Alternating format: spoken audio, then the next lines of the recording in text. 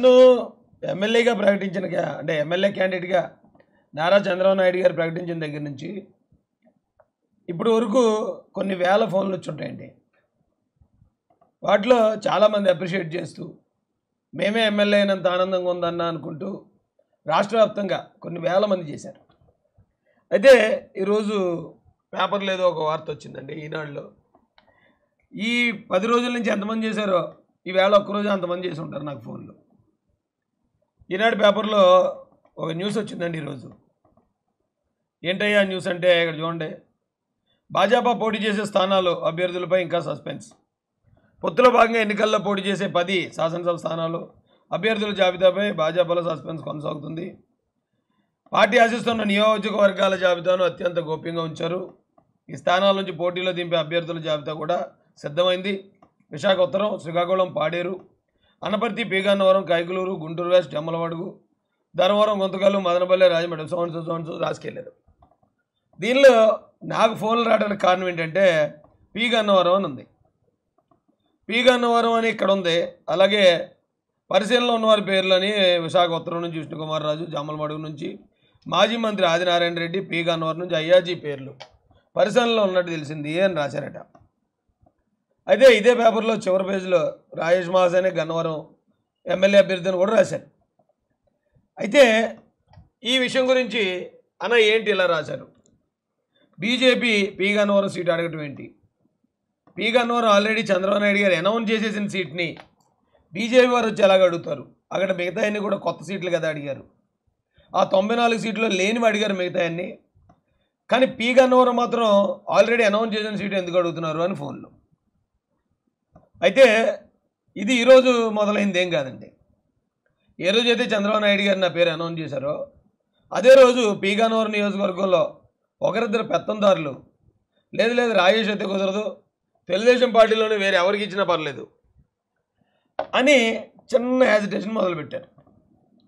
అప్పుడు తెలుగుదేశం పార్టీలో ఉన్న మిగతా క్యాడర్ అంతా కూడా లేదు వీళ్ళ ఆధిపత్యం ఇదైపోద్దని, ఎమ్మెల్యే అంటే వాళ్ళ చేతిలో ఉండాలి కాబట్టి రాజేష్ మహాసేన్ వస్తే అందరినీ సమానంగా చూస్తాడు, అందరి సమస్యల కోసం పోరాడతాడని వారు మాత్రం ఒకరిద్దరు మాత్రం అడ్డు పెడుతున్నారని రియలైజ్ అయిపోయారు.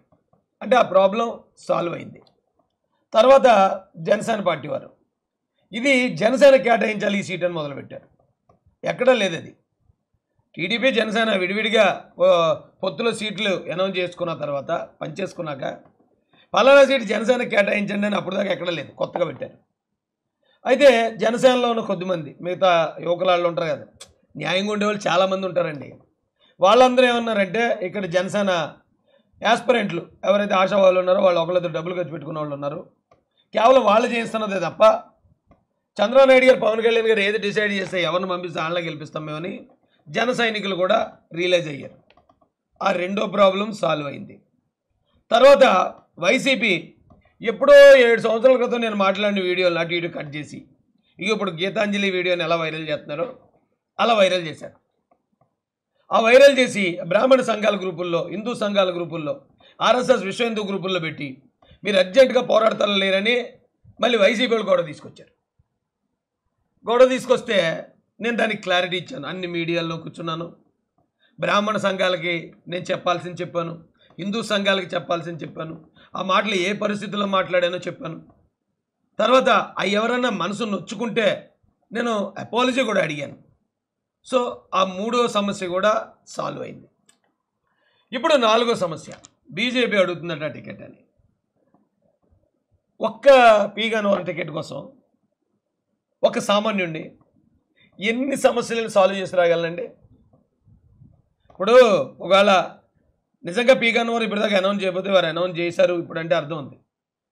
మరి బీజేపీ పెద్దలు కూడా మాకు పీగన్నవరం సీటు కావాలని అడుగుతున్నారట అని పేపర్లు రాశారు. దానిలో భాగంగా మన ముద్దుగా బఫున్ సాయిని పిలుచుకుంటాం కదా, బఫున్ సాయి వచ్చి ఆల్రెడీ కన్ఫర్మ్ చేసాడు టీడీపీ వాళ్ళు బీజేపీకి ఇచ్చేసారు ఆ సీట్ అంటున్నాడు.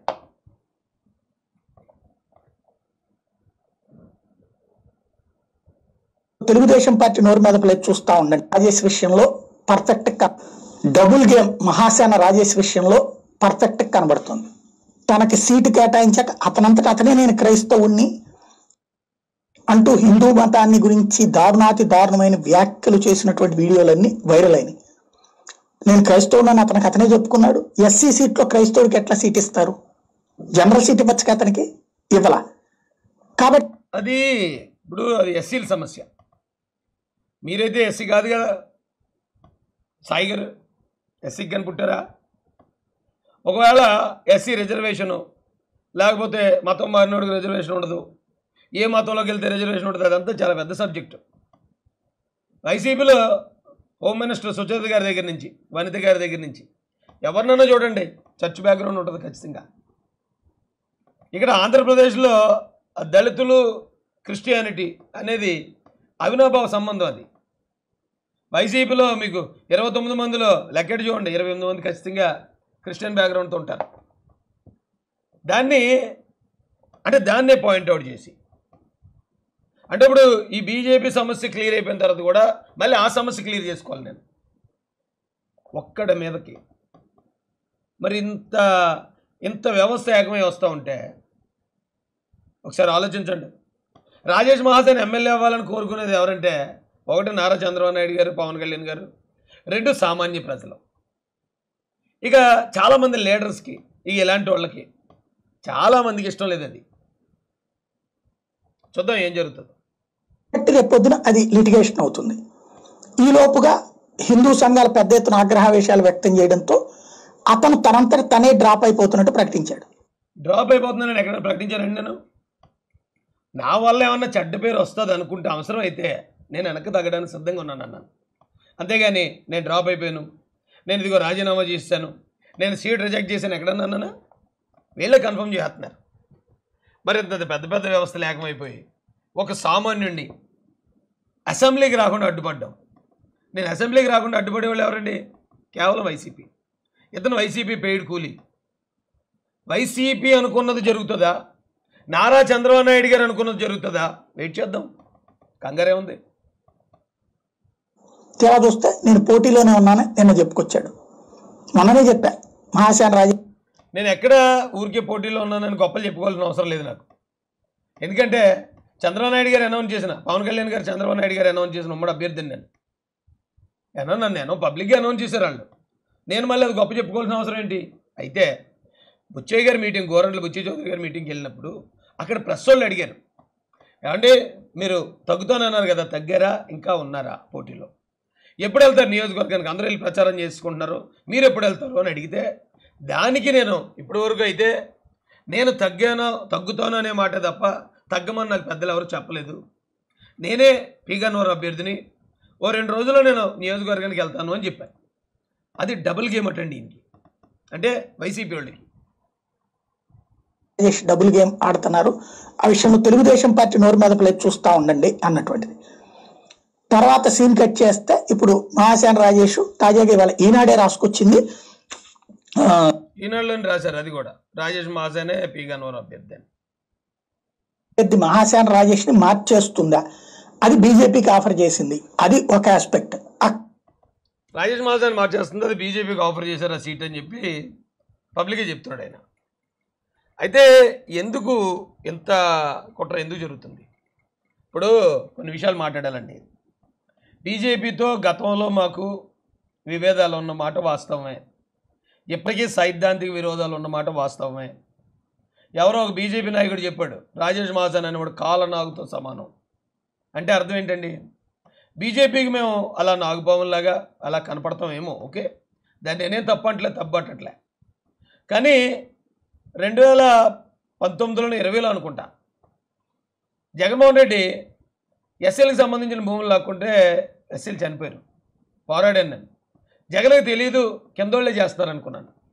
తర్వాత క్రిస్టియన్ మైనారిటీ ప్రాపర్టీని కబ్జా చేస్తే అప్పుడు పోరాడాను, అది కూడా జగన్మోహన్ రెడ్డికి తెలియదు, కిందనున్న నాయకులే చేస్తున్నారు అనుకున్నాను.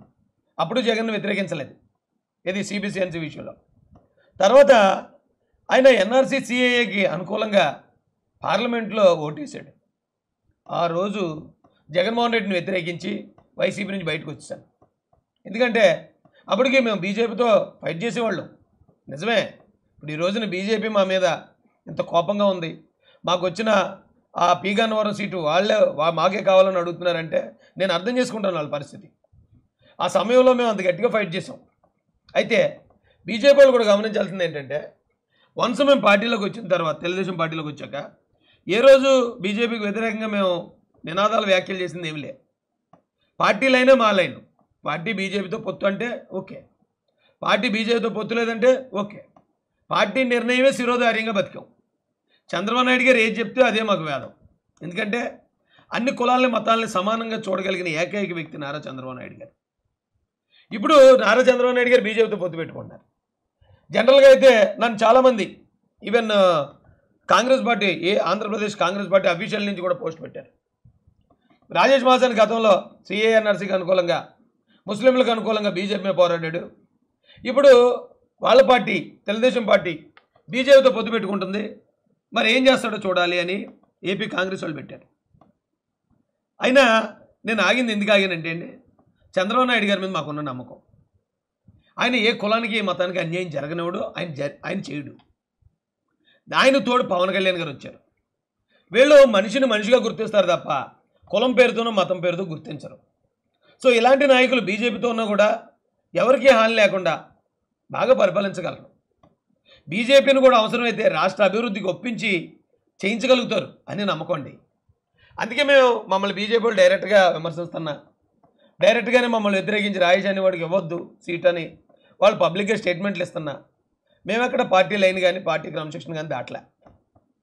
అయితే అదంతా ఎందుకు, నారా చంద్రబాబు నాయుడు గారి గురించే. చంద్రబాబు నాయుడు గారు కాకుండా ఇప్పుడు జగన్ని ఇదే కారణంతో వదిలేసిన మేము చంద్రబాబు నాయుడు గారిని వదలలేదంటే కారణం ఏంటండి ఒకసారి ఆలోచించండి. కొంతమంది అంటున్నారు రాజేష్ ముస్లింల తరపున మాట్లాడాడు, క్రైస్తవుల తరపున మాట్లాడాడు, దళితుల తరపున మాట్లాడి ఇతర కులాలని మతాలని అటాక్ చేశాడు అంటున్నారు. అవును, ఆ సమయంలో అప్పుడు జరిగిన పరిస్థితులకి ఒక దళితుడు ప్రాణం పోయిన దానికన్నా ఒక మాట పెద్ద విషయం కాదనుకున్నాను. ముస్లింలకి అన్యాయం జరిగినప్పుడు మనం ఎదిరించి వాళ్ళ తరపున ఒక అన్నదమ్ముళ్ళ నిలబడాలి అనుకున్నాను. క్రైస్తవుల గురించి బైబిల్ గురించి అసహ్యకరమైన మాటలు మాట్లాడుతున్నప్పుడు అలాంటివి అన్ని గ్రంథాల్లోనూ ఉన్నాయనేది చూపించాలనుకున్నాను. అది కూడా ఒకవేళ కొంతమందికి తప్పు అనిపిస్తే ఐఎమ్ సారీ అని చెప్పాను. నా వల్ల మా పార్టీని ఏమి ఇబ్బంది పెట్టుకోవద్దు, మా పార్టీ మీద దురుద్దేశం పెంచుకోవద్దు అని క్షమాపణ కూడా చెప్పాను. అయినా కూడా ఇన్ని ప్రయత్నాలు రాజేష్ మహాజన్ అనేవాడిని చంద్రబాబు నాయుడు గారు ఇచ్చిన అవకాశం ద్వారా వాడిని పోటీయే చేయనివ్వకూడదు. అదే బాధ వస్తుందండి నాకు. ఇప్పుడు నేను పోటీ చేస్తాను, అవును మీ అందరూ నాకు అగెనిస్ట్గా పనిచేసి ఓడించండి. నా మీద ఎవరెవరైతే శత్రుత్వంతో ఉన్నారో, ఎవరెవరైతే నేను ఓడిపోవాలి అని కోరుకుంటున్నారో, నేను తప్పుడు మనిషిని అని మీరు నమ్ముతున్నారో, నాకు అగెనిస్ట్ పనిచేసి ఓడించండి. అంతేగాని పోటీయే చేయనివ్వకుండా అడ్డుకుంటుంటే అది నా హక్కులకి భంగం కలిగించడం అండి. నాకు ఎమ్మెల్యే అవుదామని అయితే రాలేదు పార్టీలోకి, తెలుగుదేశం పార్టీలోకి. కానీ పెద్ద ఆయన అవకాశం ఇచ్చారు, అలాగని సాధారణమైన వ్యక్తికి ఆయన అవకాశం ఇచ్చాడు. అంత మాత్రం రాజేష్ మహాజన్ బలహీన అనుకోకండి. రాజేష్ మహాజన్ వెనకతలు కూడా ఒక బలం ఉంది. ఇప్పుడు ఎవరెవరిదో వెనకాల అయితే ఉన్నారో, ముస్లింల తరపున మాట్లాడాడు, క్రైస్తవుల తరపున, దళితుల తరపున మాట్లాడాడని నన్ను విమర్శించే వాళ్ళకి చెప్తున్నాను. ఆ 3 వర్గాల ఓట్లు మాకు అక్కర్లేదని రాజకీయం చేయగలిగిన వాళ్ళు ఎంతమంది ఉన్నారండి? వాళ్ళ ఓట్లు వద్దా అంటే మేము ఓట్లు వేయడానికి మాత్రమే పనిచేస్తామా? మా కోసం పోరాడే ఒక్కడు కూడా అసెంబ్లీలో ఉండకూడదండి. మాకు అన్యాయం జరిగితే అడిగేవాడు, అన్యాయం చేయబోతుంటే అడ్డుకునేవాడు ఒక్కడు కూడా. చూద్దామండి. అదే నేనేమన్నానంటే అందరికీ చెప్పేది ఒకటే, నన్ను చంద్రబాబు నాయుడు గారు అనౌన్స్ చేశారు. చంద్రబాబు నాయుడు గారి మాట నెక్కుతుందా? నన్ను అసెంబ్లీకి తీసుకెళ్లాలనే మాట చంద్రబాబు నాయుడు గారి మాట నెక్కుతుందా? నన్ను అసలు పోటీలోనే ఉంచకూడదు అనే వైసీపీ మాట నెక్కుతుందా? ఎవరి మాట నెక్కుతుందో 2-3 రోజులు వెయిట్ చేద్దామండి. అయితే నాకు బాధగానే ఉంది, నాకు ఇబ్బందిగానే ఉంది. అనౌన్స్ చేసిన ఎమ్మెల్యే అభ్యర్థులు అందరూ చక్కగా వర్క్ చేస్తున్నారు. నేను ఇంకా వర్క్ చేయడానికి నియోజకవర్గానికి కూడా వెళ్లకుండా ఇన్ని ఇబ్బందులు కలిగిస్తున్నారు అన్నప్పుడు ఆ జల్సాలో డైలాగే గుర్తొస్తుందండి. కొన్ని వందల చేతులు నా భుజం మీద పెట్టి పాతాళానికి నొక్కేస్తున్నట్టు అనిపిస్తుంది. పోటీ కూడా చేయడం అంటే పోటీ చేసే హక్కుని నా దగ్గర నుంచి లాగేసుకున్నట్టు. రాజ్యాంగం మాకు ఇచ్చిన హక్కుల్ని బాబు గారి కోసం కాకపోతే, అంటే ఆ పెద్ద ఆయన మీద అంత అభిమానం పెరిగిపోయిందండి. ఆయన నిజంగా అసలు లెజెండ్ ఆయన నారా చంద్రబాబు నాయుడు గారు. లేకపోతే నేను చాలా సింపుల్ డెసిషన్ తీసుకుంటాను. నేను ఒక చిన్న పాయింట్లో వైసీపీ నుంచి వచ్చాను బయటికి. సిఏఎన్ఆర్సీ విషయంలో ముస్లింలకు వ్యతిరేకంగా జగన్మోహన్ రెడ్డి గారు ఓటు వేశారు అనగానే వచ్చాను బయటికి, అంతే. ఇంకేం లేదు. ఎవరిని అడగటం, ఎవరికి ఫోన్ చేయటం, ఇదేంటి ఇలా జరిగింది, మీరు ఎలా చెప్పారు, ఏ కమ్యూనికేషన్ ఉండదు నాతో. ఇన్స్టెంట్గా తీసుకుంటాను నిర్ణయం. ఇక్కడ బాబు గారు కాకుండా ఆ ప్లేస్లో మరి ఎవరన్నా ఉండుంటే నేను చాలా సింపుల్గా సరే అయితే బీజేపీ ఎక్కడెక్కడైతే పోటీ చేస్తుందో అక్కడక్కడ మేము పోటీ చేస్తాం, మా వల్ల తెలుగుదేశం పార్టీని ఇబ్బంది పడినాము, సింపుల్గా ఒక డెసిషన్ ఇచ్చేద్దాం అంతే. మేము ఎక్కడి దాకా వెళ్తాం, లేకపోతే మాకు అధికారం వస్తుందా, పదవులు వస్తాయి, అవన్నీ మాకు అవసరం లేదండి. అన్యాయం జరుగుతున్నప్పుడు అన్యాయాన్ని మాత్రం ఎదిరించాలా, పేదోడి తరపున నిలబడాలా. ఎవరికి అన్యాయం జరిగినా సరే కులమతాలకు అతీతంగా, అదొకటే కాన్సెప్ట్ మాది. కాబట్టి నాకు ఫోన్లు చేసే వాళ్ళందరికీ ఇదే నా క్లారిటీ. ఇక్కడ పీగన్నవరంలో నారా చంద్రబాబు నాయుడు గారి మాట నెగ్గుతుందా, వైఎస్ జగన్మోహన్ రెడ్డి మాట నెగ్గుతుందా? నేను పోటీలో ఉంటే చంద్రబాబు నాయుడు గారి మాట నెగ్గినట్టే, నేను పోటీలో కూడా లేకపోతే జగన్మోహన్ రెడ్డి మాట నెగ్గినట్టే. వెయిట్ చేద్దాం 1-2 రోజులు.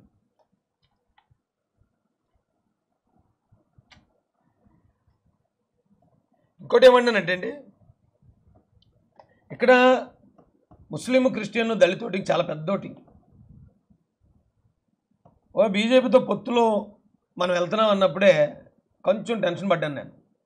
కానీ మా వాళ్ళందరికీ సర్ది చెప్పాను, జగన్మోహన్ రెడ్డితో పోల్చుకుంటే ఒకవేళ మనం పొత్తులో లేకపోతే జగన్ పొత్తులోకి వెళ్తాడు. పొత్తులోకి వెళ్ళినా వెళ్ళకపోయినా పొత్తులో ఉన్నట్టే అతను మళ్ళీ గెలిస్తే అతని కేసుల జోలికి రాకుండా ఉంటే చాలు. ఎక్కడున్న ఎవరినైనా బలిచ్చినా కానీ ఆలోచించడం. చంద్రబాబు నాయుడు గారు అలా కాదు, అందరితో కూడా సమానంగా స్నేహం చేయగలడు, అందరికీ న్యాయం చేయగలడు. ఆయన సమర్థుడు. ఆయన పవన్ కళ్యాణ్ గారు అలాంటివాడే, నిజాయితీపరుడు. కులం మొత్తం చూసి మనిషిని ఎస్టిమేట్ చేయడు, మంచి చెడు చూసి ఎస్టిమేట్ చేస్తాడు. కాబట్టి అలాంటి ఆయన కూడా రాష్ట్రాన్ని కాపాడతారు. ఇప్పటికీ ముస్లిం సోదరులకి నేను ఇచ్చే విజ్ఞప్తి ఏంటంటే, మీరు దేనికి టెన్షన్ పడద్దు. ఖచ్చితంగా తెలుగుదేశం జనసేన కూడా మీకు అండగా ఉంటుంది. మీకు ఏ నష్టం కలగకుండా చూసుకునే బాధ్యత నారా చంద్రబాబు నాయుడు గారిది. నేను కూడా బాధ్యుడినే. అవసరమైతే నేను కూడా బాధ్యత తీసుకుంటాను. పెద్దల దృష్టికి తీసుకెళ్ళటం కానీ, ఇక్కడ ఎవరికి నష్టం కలగకుండా చూసుకోవటం కానీ అన్నీ మేము చేస్తాం. క్రిస్టియన్ దళితులకు వచ్చిన సమస్య ఏమీ లేదు. 2024 తర్వాత మంచి గవర్నమెంట్ ఇక్కడ ఏర్పడబోతుంది. చూద్దామండి ఏం జరుగుతుంది. అయితే నాకైతే ఇప్పటివరకు పెద్దలు నాతో ఏం మాట్లాడి, నేనే పీగన్నవరం ఎమ్మెల్యే అభ్యర్థిని. ఒకవేళ వారు నాతో ఏమైనా మాట్లాడి నాతో చెప్పిన తర్వాత వాళ్ళు ఏం చెప్పారు, వారు ఏం చెప్పారు అనేది నేను మీకు తెలియజేస్తాను. అప్పటి వరకు ఎవరు టెన్షన్ పడద్దు. ఓకేనండి. జై భీమ్, జై భారత్, జై జై మహాసేన, జై చంద్రబాబు, జై పవన్ కళ్యాణ్, జై జై లోకేష్ అన్న.